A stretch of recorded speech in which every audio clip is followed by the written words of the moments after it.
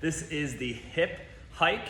It is one of my favorites to work on this glute medius and glute strength for just stabilizing the pelvis and the hip when running. And a lot of people end up strengthening this muscle by doing monster walks and these kickouts, and those are great exercises, but this is very, very sport specific because you're not just kicking the leg out, you're actually using this glute medius and some of the other hip muscles here to raise and lower your pelvis, which is when you're running, you're on one leg, and we see a lot of this hip dropping.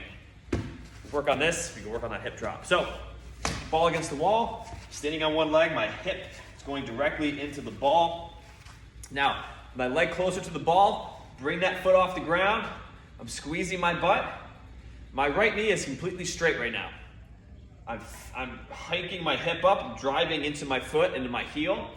Bringing my hip up, I'm actually using this ball as a little bit of resistance. You can resist the hip hike and coming back down. I get a little bit of a bend in my knee, but you can keep it straight if you want to. It feels more comfortable when I bend my knee. I can get about 6 of these and I'm already toast. You can be closer to the ball. It's going to be more challenging. Farther away from the ball, it's going to be a little bit easier. Let me show you from the back end here. Make sure you can see.